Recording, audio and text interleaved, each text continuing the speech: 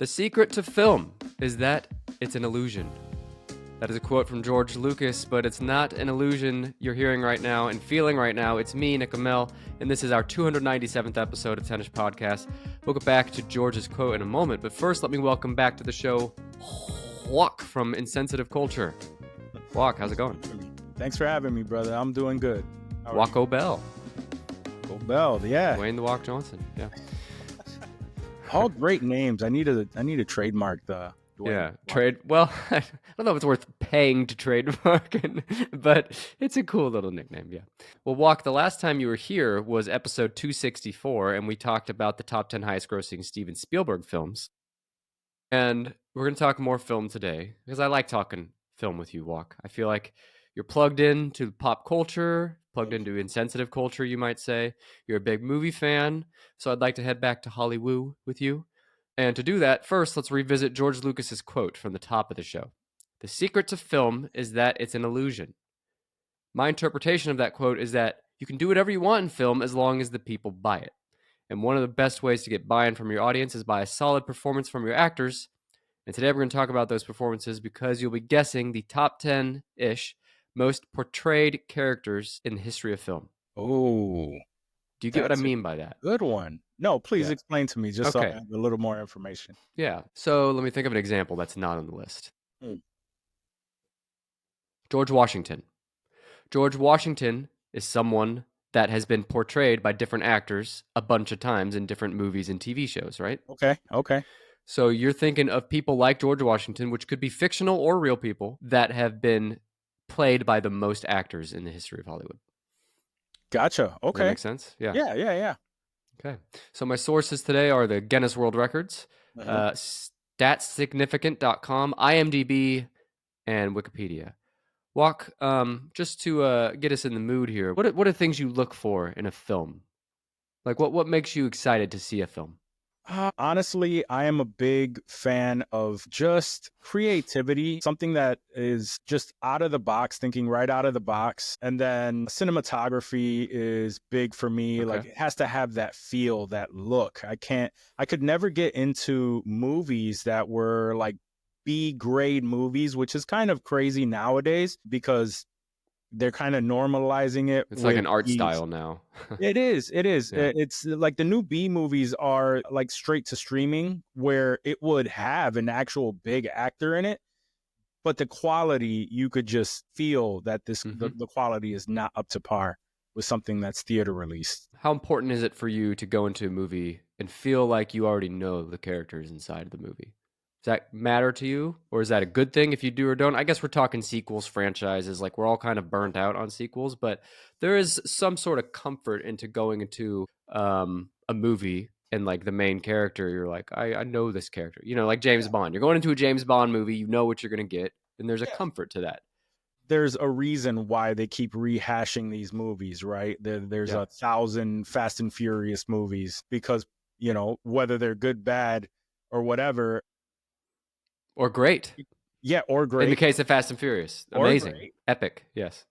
People really seem to like the characters. They could do the Fast and the Furious mashup with Jurassic Park, and they're going after dinosaurs. And it's just like, I just really want to see Dom and his family go after these dinosaurs. Yeah. So, there's something definitely to that. Yeah. I would watch the fuck out of that, by the way. Fast and the Furious, Jurassic Park. Because imagine the chase in Jurassic Park 1 when Jeff Goldblum. Yeah, Jeff Goldblum. He's in the car going backwards while the T-Rex chases him. Mm-hmm. Well, now just imagine Dom in like a sweet ass Ferrari doing that. You know, T-Rex would be left in the dust. Yeah. Yeah, one, that's the biggest rumor. And Transformers Fast and Furious mashup is another big rumor. That one I could see. Yeah, that one makes sense, but I want to see the dinosaurs better. Yeah, I would go see that. I don't know if I would, if I was working for those film studios, I don't know if it's a good idea, but as a moviegoer, I'd go see that. Oh yeah, absolutely. Yeah. I'd be down for that. So let's take a step back and look at a brief history of film, Walk. The commercial public screening of 10 Lumiere brothers short films in Paris on 28 December 1895 can be regarded as the breakthrough of projected cinematography. Fucking Jesus. This is what happens when we record at the Hey, end of the night. Junior. Yeah. Motion pictures. So that was like the first projected motion picture, a public screening of a motion picture, 1895. The earliest films were in black and white. They're under a minute long without recorded sound and consisted of a single shot from a steady camera. Can you imagine going to... I talked a little bit about this with Dr. Buster in our last episode, but the idea of living in the late 1800s or early 1900s and film was not even something that crossed your mind as being a possibility, right? You never, and then all of a sudden you can go watch moving pictures in front of you, and people paid money to go sit in a 1 minute film because it was so novel. It's just going from a filmless world to a world where now film is like this booming new technology is just a fascinating transition. Yeah. And to think about even the last 100 years, the evolution of what the film industry has become is just mind blowing. Yeah. And on its way to getting to where it is today, we saw the first decade of film, commercial film, move from a novelty to an established mass entertainment industry with film production companies and studios established throughout the world. In its infancy, film was rarely recognized as an art form by presenters or audiences. It was regarded by the upper class as a vulgar and lowbrow form of cheap entertainment. Films, I think, am I reading the history of film or a Apple review of Tennis podcast? But films largely appealed to the working class and were often too short to hold any strong narrative potential. So like I said, film was this new thing. So movies were like a minute or two long. Sure. By the 1920s, the United States reached what is still its era of greatest ever output, producing an average of 800 feature films annually, or 82% of the global total. So 82% of all feature films in the world come out of the United States. Wow. That's awesome. Yeah. It's just crazy, right? Although I feel like other countries are starting to... I mean, U.S. is still so far ahead, but other countries are starting to really amp up their own film production. For sure. Yeah. If you've noticed, Korea has a lot of awesome like movies and people that are, tuning into what they have to, what they're producing, and it's top quality. You know what's interesting about Korea is I've seen so many good movies and shows that come from there that now just hearing that the movie or show was made in Korea is enough to make me go, oh, Yeah. I'll watch that. Yeah. Just that absolutely. they've like earned a reputation for quality. Well, going back to the history of film, we started in the 1920s when the U.S. finally started to like gain its global footprint in the film industry. And part of that was the comedies of Charlie Chaplin and Buster Keaton, listeners of the show, swashbuckling adventures of Douglas Fairbanks, and the romances of Clara Bow, to cite just a few examples, made these performers' faces well known on every continent. Now we're going to skip way ahead to the 1980s. Audiences began increasingly watching films on their home VCRs. Isn't that weird? Before VCRs, you saw a movie in the theater or you didn't see the movie. That's it. Yep. Yeah. In the early part of the 80s, the film studios tried legal action to ban home ownership of VCRs as a violation of copyright, which proved unsuccessful. VCR? Shocking, right? Didn't they have like, wasn't it like, what was it? Laserdisc, and like, didn't they have other forms of home viewing formats? Yeah, they may have. They might have, yeah. Huh. I don't know. Eventually, the sale and rental of films on home video became a significant second venue for exhibition of films and an additional source of revenue for the film industries. Now, today, there are somewhere around 300,000 feature films, according to IMDb.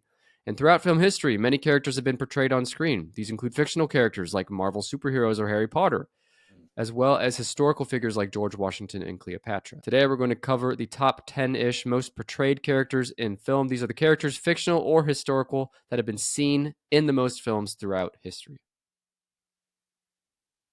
One more thing I'll read and then I'll shut up for a minute. This data comes from the Guinness Book of World Records, who counted up every instance of a character appearing on screen. There's one big caveat. This data is as of 2012. It's the most recent data I could find. However, given how high these numbers are, I don't think there's any way any of the top 7 would have been bumped off the list since 2012. You'll see what I mean when we get going. Okay. And I'm going to give you some context. Think about characters we're used to seeing all the time on the big screen. Harry Potter, Spider-Man, Batman. We see Batman in film all the time, right? You might think Batman's got to be one of the most portrayed characters of all time. Well, I took a look. There's around 25 theatrical Batman films. meaning Batman has been portrayed in film about 25 times, give or take, at least in feature films. Okay. Compare that to number 1 on today's list. 25 for Batman, 850 for number Oh, 1 on today's list. wow. Okay. Just to give you some context. Okay. All right. I'm done. Oof. This is gonna be fun. I'm up for the No, challenge. I set you up perfectly. I don't Yeah. see any reason why you shouldn't get 7 out of 7. We're guessing 7, by the way. Okay. I don't think you should guess 7 out of 7 without a single wrong guess. I will challenge that. All right. Yeah. Yeah. Well, think about this. Think about if Batman's 25 or so, he's a fictional character. But what characters are like ingrained in culture to such a for sure. degree Okay. that, yeah. So it's like, Batman is owned by DC, but nobody owns some of the characters we're Some of going to these talk about today. characters. Okay. Yeah. I got you. All right. All right. You want me to go in and just Go. guessing? No, All right. I want to just sit here and fucking stare at each other for the next hour. I mean, I'm down. You have nice eyes. Let's see. I always try not to guess number 1. If you guess number 1, I'll fucking jump out my window. Head Okay. first. All right. So Awesome. do not guess number 1. Awesome. I'm trying not to. Let's go with Santa Claus. See, I knew you'd do good today. Santa Claus is here. Where do you think he is? In the top 7? So let's go with top 3. Number 3.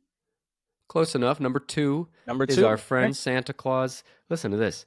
As of 2012, so 13 years ago, as of that time, 819 appearances in film, according to the Guinness World Record. Santa Claus, also known as Saint Nicholas, Saint Nick, Father Christmas, Kris Kringle, or just Santa, is a legendary figure in Western culture who is said to bring gifts during the late evening and overnight hours on Christmas Eve.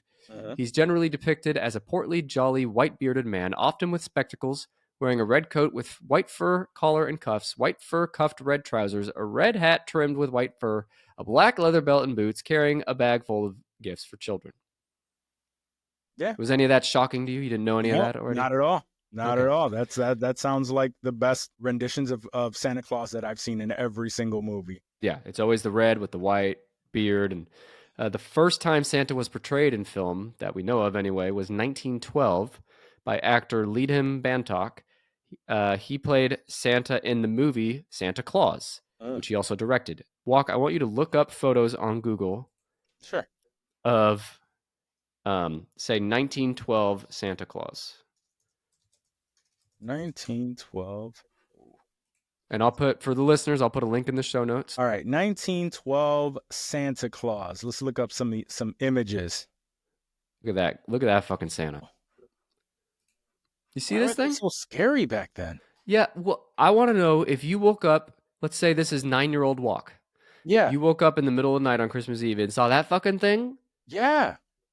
Why would you do? Standing next to Peter Pan? Well, Peter Pan, actually, I don't know. Is that Peter Pan? I thought it was an elf, but you might be right. That kind of looks like Peter Pan. Oh, man, these people are scary. I wouldn't want... This dude is sneaking into my house, dropping off gifts? Yeah. Oh. Well, he has a bag full of something. You might not know what it is. Could be fucking decapitated heads in there or something. Listeners, again, look at the show notes of this episode. There's a link to this image. So that is the first instance of Santa in film. Since that time, many feature films have featured Santa, including Miracle on 34th Street, The Santa Claus with Tim Allen, Elf. Juac, I'd like to know your favorite movie featuring Old Saint Nick. That is a good question. I would go with The Polar Express. Was one of my favorite, even though he was in there very briefly. I don't even think they really showed him. That counts. Yeah, and then there's that one that came out a few years ago with what's his name, the dude from Stranger Things, where he played Santa Claus and he was just murdering a bunch of people. Violent Night with yes, David Harbour. What's that guy's name? Yeah, David Harbour. That's it. Yeah. Did you see that? I didn't see it. Was it good? Yeah, I got it. Yeah. It was, that was pretty good. I like that. Yeah, I heard they're making a sequel. They should. I put The Santa Claus, Tim Allen. Yes. I don't know. It's like a classic, right? But it is. I wasn't a fan of that one growing up. I remember I liked Tim Allen. I liked Home Improvement, but the Santa Claus, for some reason, I wasn't too into it. Right. Well, you were really stupid as a kid. Obviously. Yeah. So if Santa Claus is number 2, Santa Claus is a great guess. And I'm going to give you a hint. 6 out of 7 on this list are fictional. And a lot of them are in the Santa Claus kind of realm of Okay. character. Okay. All right. So okay. Where it's a lot of lore rather than Lore, yes. Great. actual. Great way to say it. Let's go with Jesus Christ. Jesus Christ. Now, Santa, does he rank higher or lower than our Lord and Savior who died for our sins and rose again on the third day? I would like to think that Santa came out higher. Would you rather wake up in the middle of the night to find Jesus Christ standing in your bedroom or Santa Claus? Who would it be more shocking to see as like actually real? I mean, as scary as it would be to see an oversized, white bearded white man standing above me at my bed, White man. I would have, I would have to say it's probably scarier to see Jesus, only because if I look at him and I recognize him as Jesus, that means I'm probably not waking up for sure. So, Yeah. Well, that's the thing is like if I see Jesus, like that changes things, yeah, right? yeah. If I look at him and I go, oh, you are obviously Jesus. Where am I going right now? Like, what are we doing? You wouldn't recognize him though, because here in the Western world, Jesus is presented to us as this white man with a long brown beard and blue eyes. Yeah, But he was probably a Middle East. Well, not probably. He was a Middle Eastern man. So you'd be like, "Who's this guy?" yeah, I don't know if you know he's Jesus, right? He's like, exactly. "Get out of my room." Well, that's what I'm saying. So just if the feeling within me Yeah, goes, right. this is Jesus Christ, then it's like, okay, well, I'm not even sure if this is if I'm Right. still here. But on the other That's hand, scary. if you wake up and realize, oh, Santa Claus is real, he really does travel from house to house every Christmas Eve. He really does carry one bag that has gifts for 6 billion children. That would be a mind fuck. That would be it would be mind blowing, but also I probably would not believe that that was actually Santa Claus, and I'd be trying to get up to fight this person because what are you doing standing here in my room? He just looks down at you and says, "Ho ho ho, bitch." Exactly. Ho ho ho's. Like, you hungry? We have ho hos in the kitchen, bro. It's not even Christmas. What are you doing here? Yeah, really. It's like June 10th or something, and he's fucking in your arm. You know, even as a kid, it never made sense to me. Like the elves build the toys in the Santa's workshop, Yeah. but why is this fucking Nerf gun has the Nerf logo on it? They stay up with the times. Everything that's Yeah, new in the world, they know what it is, and yeah, yeah, yeah. they're I got questions. That's all I'm saying. yeah. But I Jesus always Christ, you were right. Santa ranks higher. So Jesus is number 4 with okay. 354 plus film appearances. He is the central figure of Christianity, the world's largest religion. He was arrested in Jerusalem and tried by the Jewish authorities, turned over to the Roman government, crucified. After his death, his followers became convinced that he rose from the dead, and following his ascension back to heaven, the community they formed eventually became the early Christian church that expanded as a worldwide movement. Now, depictions of Jesus span a wide variety of films and storytelling formats. He's appeared in historical epics like The Greatest Story Ever Told, subversive dramas like The Last Temptation of Christ, faith-focused stories like Passion of the Christ, and even musicals like Jesus Christ Superstar. Filmmakers have taken liberties beyond biblical accounts of Jesus' life, setting his story in various contexts and periods. So, Walk, your favorite film with Jesus in it? I would have to say, I mean, that's my thing is I haven't seen a lot of movies with Jesus Christ in it. So Passion of the Christ, I guess, was the only That's the one one I that put too. yeah, that's the only one that I've really seen that was, and it was well directed. It was a big hype back then, It even was. though I'm not very religious. It was hard not to move you, no matter your religious beliefs, just because of Sure. how in your face and violent it was. But, I saw that movie when it came in theaters. I was, I think, 14 or 15. And Yeah. I grew up religious. So that movie really affected me. Now, the thing is, I have not seen it since. I am no longer religious, so I've been curious to watch it again as an adult with different beliefs to see how it would affect me now. But Well, you are in for a treat, and you should probably do that sooner rather than later because good old Mel Gibson is gearing up for the I know. sequel. Yeah. I would love if instead of Jesus rising, I would love if he just comes back with fucking machine guns and says, Oh, that would be so good. yeah, Yeah. that I'd pay the Is fuck. Jim Caviezel still attached? I Because don't know. Good that guy question. turned out to be a He's a fucking oh quack. yeah. I'm gonna look up if he's Jesus in the new one. Mel I'll bet he Gibson, is. Jim Caviezel, Yeah. Trump's redemption. Oh God. What if Trump is cast as Jesus?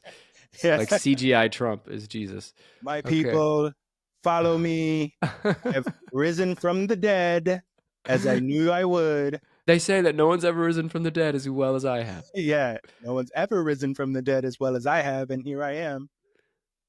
Gibson announced Resurrection of the Christ as the new one. I don't see anything about Jim Caviezel.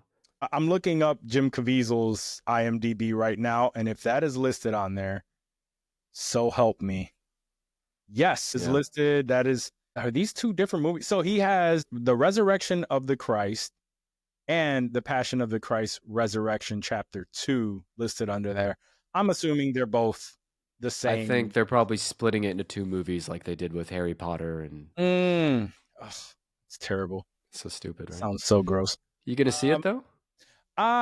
Probably not because of what these, and this is a thing with cinema nowadays, right? And social media. Social media has really exposed how some of these folks, how they think and who their they really beliefs and like, and while, you know, you're free to do that, but when you are someone who just has to ram it down people's throats and just reveal yourself to be such a piece of garbage that I have to now not watch this, you know, because you're talking about Caviezel or Gibson or both. I mean, yeah, a little bit of both, man. Mm-hmm. You know what I mean? Yeah. Like, more so Caviezel than Gibson. Gibson he's said very terrible things. He's crazy, man. He's insane. But Which is such a shame because I really like him as an actor. Same. But as a person, it's like I can't.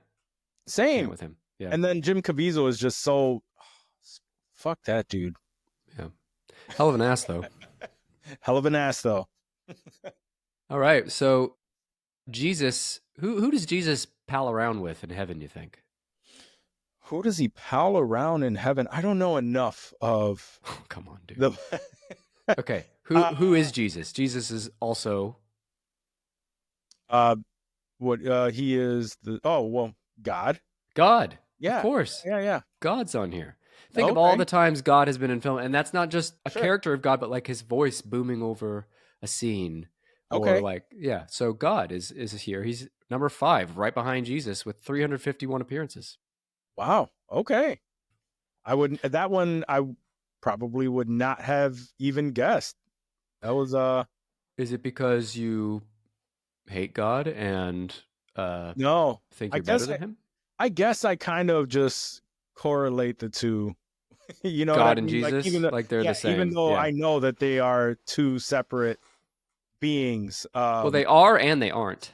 Yeah. Yes. Mm-hmm. It's confusing.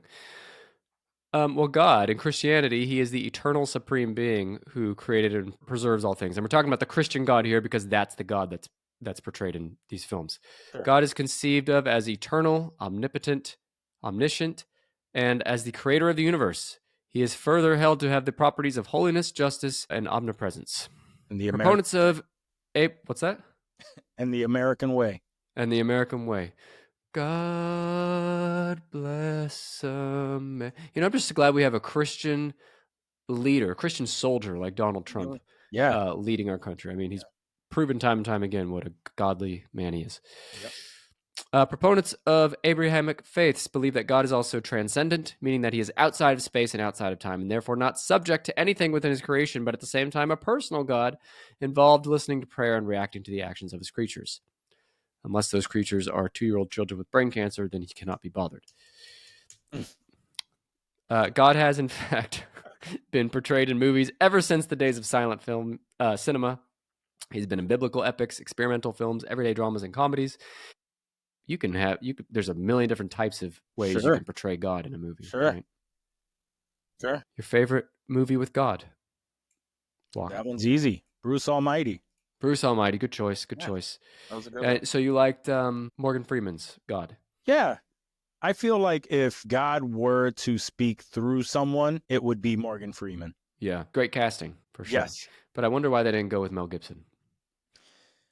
Because he already thinks he's God, and once you think you're God, you're not a good fit for that. Yeah, it's true. There has to be a sense of humility, I think. Yes. My favorite adaptation of God is Family Guy. Oh. Have you ever seen Family Guy when God and I have, yes. He cracks me up every time. Family Guy is one of those shows you forget how good it is until you come across an episode and you can't stop laughing. I haven't watched it in so long, but I really used to love Family Guy. It's still going. Like, they still have new episodes. That's what I mean. It's like, you know, we've grown up and we've gotten past it. But if we come across an episode and you can't help it but to go, why haven't I not been watching this? Yeah, it's so for good. For decades. I do the same thing with SpongeBob, if we're being honest. Anytime my kid's watching SpongeBob, like 9 times out of 10, if I see a scene in SpongeBob, I'm fucking laughing. Yeah, for sure. So I'm the same with me. I when it comes to cartoons, I use my kids as an excuse to go either watch this, sit down, hey, can you want to watch this with me? And or I take my kids to the theater all the time. Yeah. Every new movie that comes out, we're watching the latest animation, and I go, oh yeah, well, I'm taking the kids. Meanwhile, I'm telling them to shut up. So you can watch and eat the popcorn, bro. Exactly. We are the same. Like, if I have an excuse to go to a movie theater, I don't even give a shit what the movie is. I just like going to the theater. Yeah, that's a fact. Yeah. And then I have this discussion with Dave from our show, because he hates going to the theater. He hates the theater experience. I can't relate to that. I can't either. It's always been such a pleasure for me to go to a theater, eat the popcorn, and I love that my kids now love it. Like, I've instilled that in them, and they look forward to the popcorn, to slushies. They're excited to go. Slushies. Okay, well, speaking of the movies in the movie theater, who else is on this list? So far, you have Jesus, God, and Santa. Let's go with Zeus. That's a good guess. I didn't think about Zeus. He's not on here. Okay. I'll bet. So I have the top 7. I'm just guessing, but I'll bet Zeus is in the top 15-ish. Sure. He's got to be, right? Yeah, he's got to be. They've been portraying Greek gods for so long in movies. Are there any more like religious figures in this list? One more religious figure. Oof. Well, yeah, I'll say one more. There's a second one that you could argue is religious, but I'll say no to that. So yeah, one more religious. Okay. And if you have God and Jesus, that was going to be my next guess. Is Moses? No, great guess. I was going the other way. Who's standing across from God and Jesus? Standing across from God. If they're in a boxing fight and God and Jesus are in one corner, who's in the other corner? The devil himself. The devil, my guy. The devil. Where is he on the list? So what have we guessed? We've guessed 2, 4, and 5. 2, 4, and 5. Yeah. 2, 4, and 5. So 3. He's number 1, bro. Number 1. Oh, you did it. That's also not surprising, though. The devil. Like, think about it, because even in non-religious movies, you'll have the devil on your shoulder. Sure. The devil is like a classic, and even if you don't call him the devil, you just see a guy with red horns and a devil tail. Sure. He's number 1 with 849 plus appearances in film.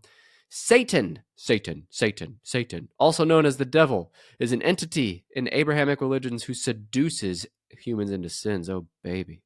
In the Middle Ages, Satan played a minimal role in Christian theology and was used as a comic relief figure in mystery plays.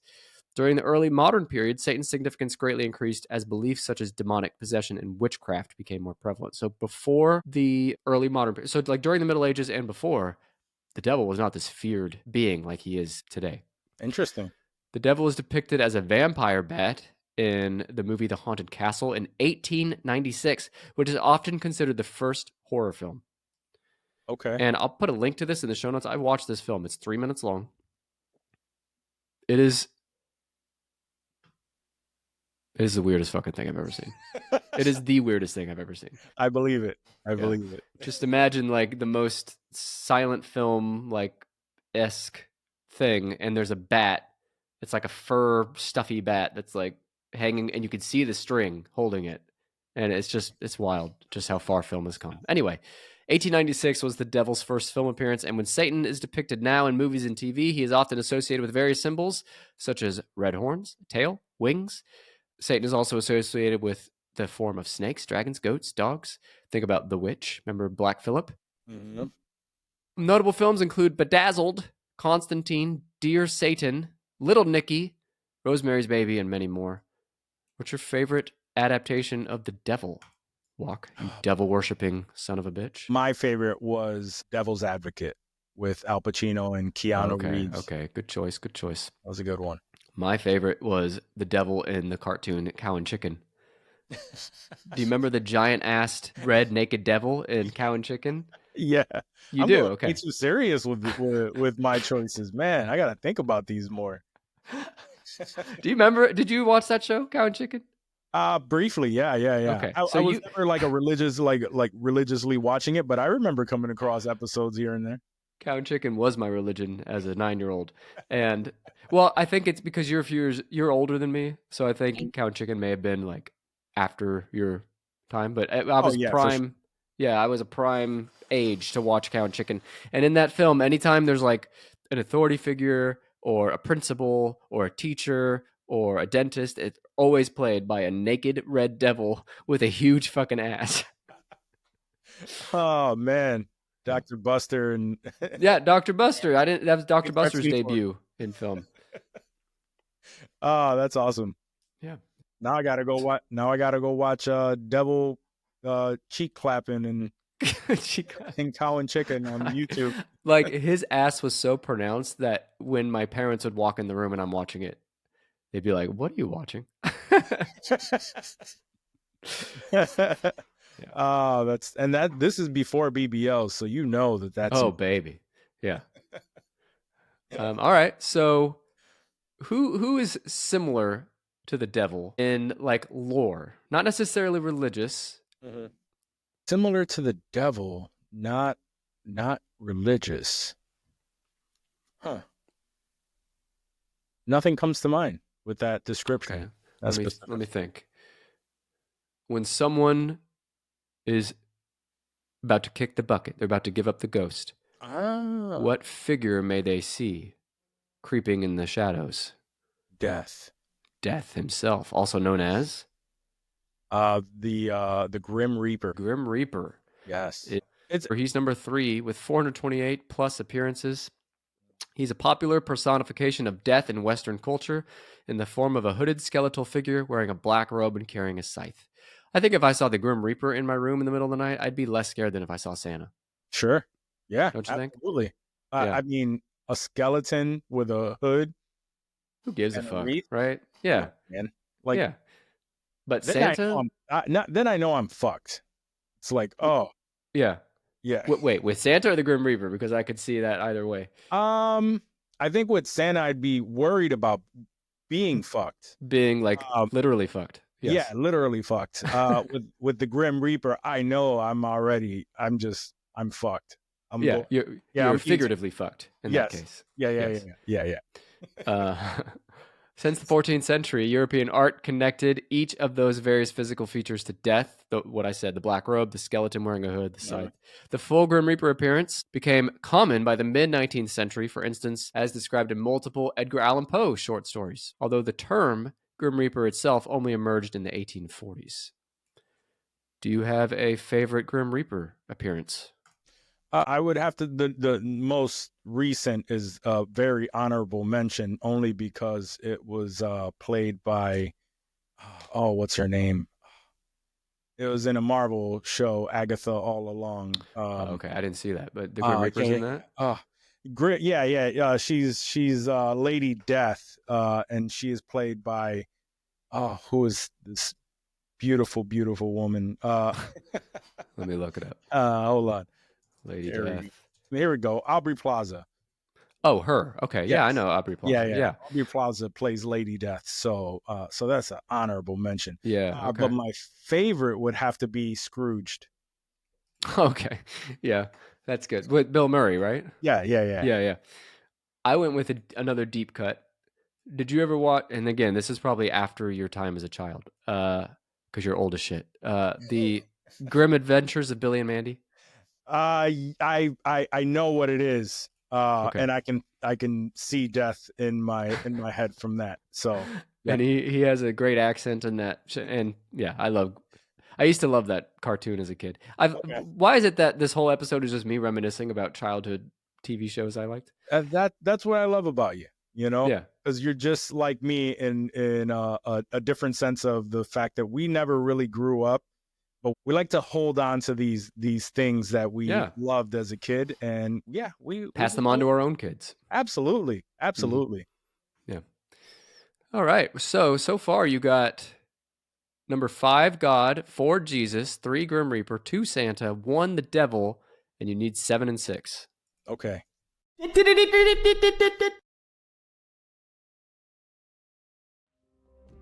Hi everyone, Stephen Clark here with a special message about that huge gaping hole in your life. I know, I can see it. There's just something missing that's not letting you find that inner peace and happiness. Well, listener, I too was like you until I discovered that thing that's been missing in my life. That thing that plugged up that huge gaping hole nice and snug. And that's more Tennis podcast content. You can get more Tennis podcast content to plug up all of your holes now, especially your ear holes, with a Tennis Pod Plus membership. Tennis Pod Plus is available on both Patreon and Apple Podcasts. Membership includes early access to all episodes of Tennis Podcast, and every single episode is 100% ad-free, which means members are skipping this very ad right now. Yep, they're spared from all of this talk about me and the gaping holes.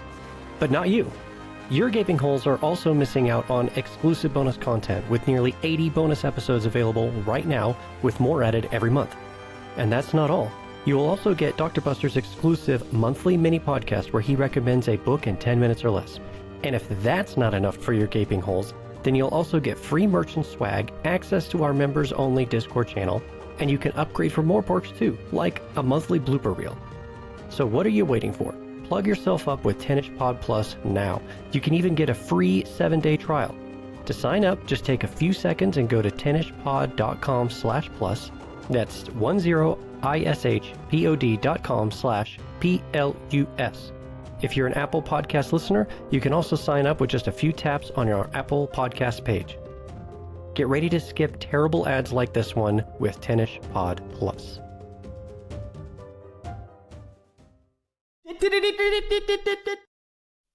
All right. Anybody come And to mind? I was thinking like fictional characters, as in but man, those were in the hundreds. Because I was thinking like James Bond, but I don't believe James Bond would be on there. It's not James Bond. No. Okay, but James Bond is a special agent, Mhm. right? Which is similar to maybe a detective type. Detective type. Okay. Who's the most famous detective of all time? Oh, famous Fictional. detective. Yeah. Man, Come on, bro. Sherlock Holmes? Sherlock Holmes, of course. No shit, Sherlock No shit, Sherlock. is number 7 with 254 appearances and counting. Wow. Sherlock Holmes you don't have any respect for Sherlock Holmes? What's going on here? I do. I'm not feeling it. I forget. No, I Sherlock Holmes, now that you're mentioning it, you go, oh, I guess I have seen like Sherlock Holmes in very random also like appearances, Mm-hmm. but you kind of only tend to think of specific properties that are centered around. Right. It's not These just the people. things where he's the star or it's Correct. about him. It could be a 1-second appearance in some random movie, Sure. which is counted. Okay. All right. And I even read something about, I didn't put this in the notes, but somewhere I saw that Sherlock Holmes has been in a DC and a Marvel comic book. Like, Yes. yeah. So he's everywhere. So Sherlock Holmes, fictional character, detective created by British author and listener of the show, Arthur Conan Doyle. He refers to himself as a consulting detective in his stories. He is known for his proficiency with observation, deduction, forensic science, and logical reasoning that borders on the fantastic. The character Sherlock Holmes first appeared in print in 1887's A Study in Scarlet. By the 1990s, over 25,000 stage adaptations, films, TV productions, and publications have featured the detective. The phrase elementary, my dear Watson. You've heard that, right? Absolutely. It's elementary, my dear Watson. That's become one of the most quoted and iconic aspects of the character. However, that phrase never appears in any Sherlock Holmes story. I wonder where they get that stuff from. He does say elementary, like it's elementary, but he's Oh. never said elementary, my dear Watson.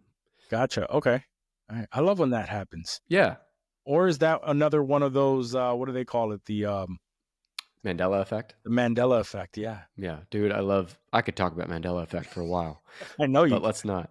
But it is interesting how that happens. Like, most of the world today has not read a Sherlock Holmes book, right? Mhm. We're all aware of Sherlock Holmes because of pop culture and movies and TV, but how many of us have actually read one of the 1890s Sherlock Holmes books? Very few. Yeah. So you would never know or even suspect that Elementary, My Dear Watson was not part of one of those books, but it never was. Interesting. It's just Yeah. funny how that happens. And you know what? Now that you're saying this, I'm going to make it a point to never read those books. And I'm already on track to not doing it. I was going to read them, but now I'm never going to read them just because of that. No, I was never going to read them, but now okay. I'm never even going to think about reading. Now you're not even going to consider reading them. You're welcome. I just saved you some time. Do you have a favorite Sherlock Holmes film? Oh, favorite Sherlock Holmes films? It's not one of my go-to things, so I would have to say, good old Robert Downey Jr. Yeah, I thought so too. I've never been like huge into these movies, but Sure. I remember those being pretty good. Did you ever see Holmes and Watson with Will Ferrell and John C. Reilly? No. I wish I did. I forgot that movie exists. I know it was like a bomb, and it was like a complete failure with critics. It won like awards for like worst movie of the year, and I saw it with those things in mind, and I came away thinking like it wasn't the best movie ever, but it was a Will Ferrell movie. Like it kind of went how I would have thought it would go. Sure. And so I kind of thought it got shit on more than it deserved. Yeah, it was not a good movie, but like it was not like terrible. Yeah, I mean, I figured they were probably just trying to capitalize off of the success of like Talladega Nights and all the other Step Brothers. Yes, those are great movies. I am not a huge fan of like period piece comedies. For whatever reason, they've never been something where I'm like, yeah, I'm gonna go watch that. Like, what's Almost Heroes with Chris Farley? And, yeah, like Almost Heroes, like The Black Knight with Martin Lawrence, where he goes. Oh my God. Talk about a movie I forgot existed. Like, I have not thought about that movie in 20-something years, and you just said it, and it went right back in my mind. I was like... And now you wish you'd forget about it again. Yeah, now I wish I'd forgotten about it. What happened to Martin Lawrence? He really never... He's always been, like, on the cusp of being, like, a star, and he just never seems to get there. All he has now is the Bad Boys movies. Bad Boys, yeah. Pretty much it at this point. I remember liking Big Mama's House. Yeah, Big Mama's House was hilarious. Blue Streak is still one of my favorites from him. It was funny, but he has that he just has a certain level of comedy, that slapstick comedy where he's just, very animated. And I think the time for those movies have come and gone. And now if you look at him, he has that old man swollen look to him. He doesn't move as fast. You know what I mean? So I do. I just never heard it referred to as an old man swollen look. That's you and me in like 5 years, Oh, for sure. I mean, especially me. I've just never looked at a person and said, they look fucking swollen. Well, that's what it is. But it is. You're right. He doesn't look fat. Like he's not. It doesn't look like he's like a big guy. But then you look at his face and it looks like he's suffocating. Yeah. Poor Martin Lawrence. You Yeah, know he's poor Martin listening right Lawrence. now, hearing you shit on him. I know. I'm so sorry, Martin. You're still one of the greats. You're Yeah, still bring back Big Mama's House 3 and we'll talk. No, please don't. Please don't do that. Can you imagine that face with the oh hey baby what? No, He wouldn't need to do any of the prosthetic makeup or anything. No. He'd just wear his own swollen fucking head. just a wig. That's it. Actually, All right, now that you say that I'd pay for. yeah, I think I would watch that actually. But I'll bet you've also seen number 6, this character. Okay. And I feel like you're going to need a hint. So let me say he is a horror villain. He's a whore? Oh. Oh, he's a horror villain. I was wondering, like, did he joke? Was that a joke? yeah. He is a bit of a whore, though. He is a he is a bit of a He whore. will. I mean, yeah, he is. I'll Okay. explain why in a minute. Okay. Well, it can't be Freddy Krueger. That guy was for No. sure a whore. Let me see. It's none of those guys. villain. It's none of like Freddy, Jason, none of those. No. I know. Let's see. A horror villain that has been portrayed numerous times. 272 times. Is it Dracula? It is Dracula. Wow, you got that way quicker than I thought. Awesome. Okay. Awesome. Nice All job. right. Wow. Count Dracula. He's the title character of Bram Stoker's 1897 Gothic horror novel, Dracula. And I'm guessing you won't read that one now either because I just mentioned it, right? No way in hell. He's considered the prototypical and archetypal vampire in subsequent works of fiction. Sure. His appearance varies in age. He is described early in the original novel as thin with a long white mustache. Have you ever seen a white mustache Dracula? No. No, me either. Most people today, though, associate Dracula with how he appeared in the Universal monster movies of the 30s and 40s, starring Bela Lugosi. Me and Brandon talked a lot about this version of Dracula and Bela Lugosi in episode 151, where we covered the top 10 Universal monsters. The character of Dracula has been an inspiration throughout the history of pornographic film in various high and low budget productions. So is this why you guessed Dracula? Because you'd seen him in so many porno films? Yeah, Juac? exactly. Yeah. I mean, it was a joke, but yeah, he was a whore for sure. Well, this is what I'm saying. His character in porn is usually represented by emphasizing the combination of his sexual and dangerous aspects. Uh-huh. When did vampires become sexy? Like, that's a thing now. Probably Interview with a Vampire. Like that's around that time. That's like the first time Yeah, you're right. where they correlated like some sort of sexiness and allure when it came to being a vampire. And I think since then we've seen numerous shows and stuff where they're sex symbols. That's where we got the True Blood and Yes, True Blood's another one. Vampire Forgot about that. Diaries. And, Yeah. you know, But it's always that now. yeah, exactly. Although my favorite adaptation of Dracula was not sexy at all, and that was Nosferatu, the one that just came out. Did you see that? I have not. I've been Juac. so yeah. I really enjoy horror movies now. I didn't like them growing up, but the downside to it is my fiance does not like horror movies. So these are movies that I would have to watch by myself when there are no kids around, and I just have not had the opportunity to go or to watch it because I do have it in my collection. I just have not been able to see it. I think it's on Max. Yeah. Is that it? It's streaming on Max. Oh, I okay, think. yeah. It is on Max. You're right, and not only that, but I was really interested after finding out that they needed a prosthetic penis. Prosthetic Winky for Yeah. I'm like, uh, I got to what's see his name? that. Yeah, Bill see- Skarsgård. There is a scene where you see the Winky, Uh-huh. and I mean it's a good sized Winky. Okay. But this it's a great movie. You should watch it. And I will come and take your children and your fiance and take them to fucking the Chick-fil-A playground while you watch Nosferatu alone at home. Okay. Perfect. Now I'm gonna Deal. make it a point to watch that at some point this weekend.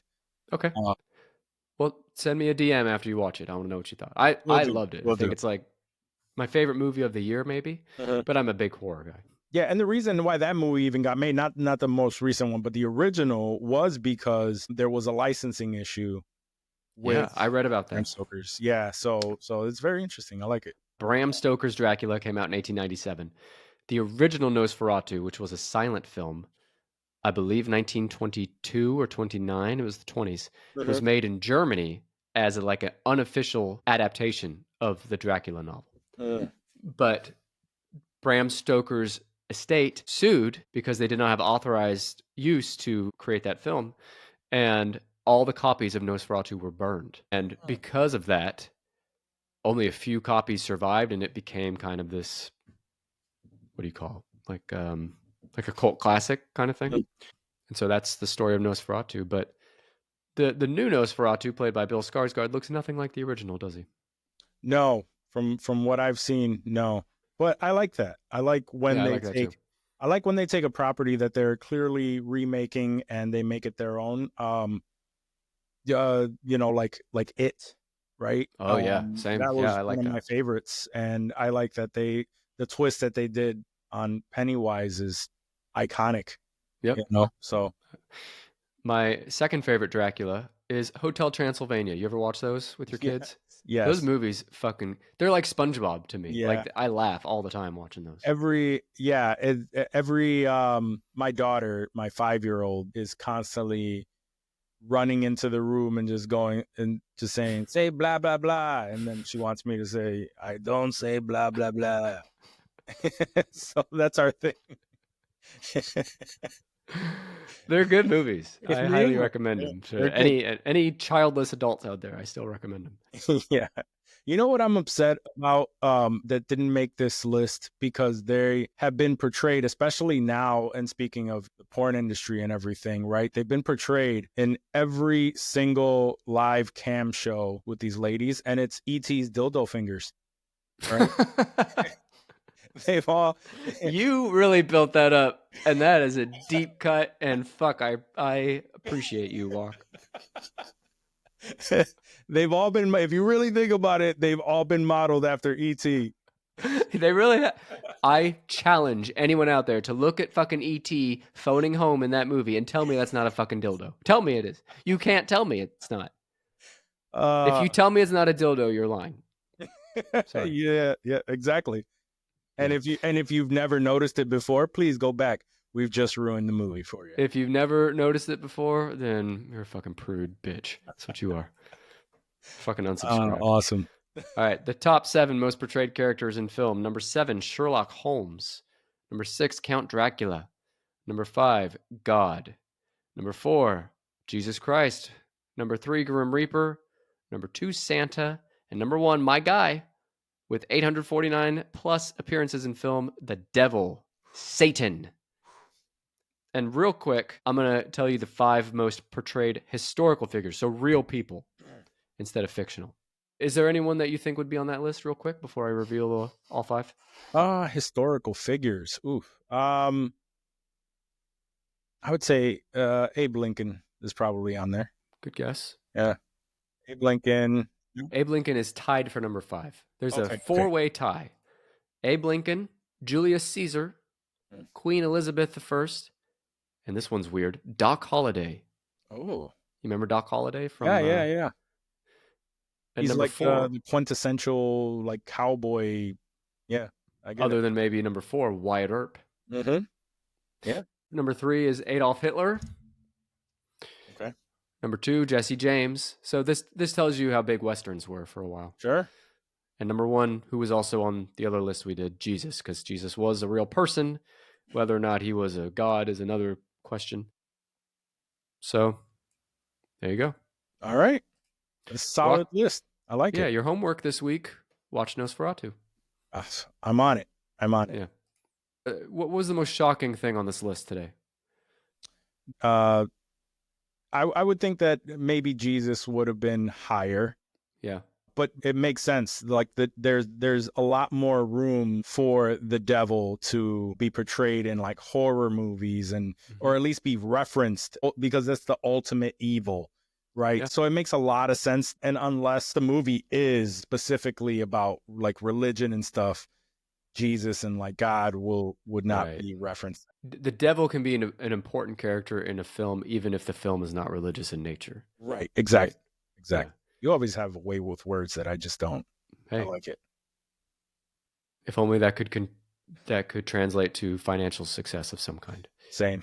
Still working on it. Juac, speaking of success, tell the folks at home, remind them how to listen to your successful, amazing podcast, Insensitive Culture. Yeah, Insensitive Culture. You can catch us on wherever you like to listen to your podcasts. We actually stream live on Tuesday nights on Twitch as well as YouTube. Those episodes are then released every Thursday on audio format. But if you want to be a part of the show, comment on the show in real time, you just tune in on Twitch and you can catch us in all of our glory. And for someone that's never listened to your show, what could they expect by listening to it? Pretty much what we are casual nerds on everything pop culture, mainly Hollywood esque stuff, and mainly catch us answering silly questions and talking about Hollywood updates and what we expect from the properties that we love. I love listening to the show. A lot of podcasts will tell you that it's like, just a few guys chilling, talking, and it feels like you're in the room with them. But Insensitive Culture is the best podcast I've listened to that truly feels that way. It feels like you're hanging out with these guys. So I really recommend it. And for any Hollywood producers out there listening, and I know you're out there, help me and Juac make an appearance on this list in the future. We want to be portrayed in film 900 plus times. Yes, I would love to. I would love to do all of that. If not, I'll do some voices, some imitations. I've been practicing those. Yeah, your Trump earlier was not bad. It's not bad, but it's just we're hearing them too much. Yeah, God, I know. All right, I'm not gonna let myself go off on anything like that. So to the listeners, I want to thank you for listening. If you had any thoughts or you were surprised by anything on this list, please let me know. If you're listening on Spotify, there's a poll for you right below where you're listening to this episode on the Spotify app. You can also leave a comment there. And if you're not on Spotify, hit me up on social media at TennisPod. And I'll be back next week with episode number 298. Until then, he's Juac. I'm Nick. See ya. See ya. Thank you.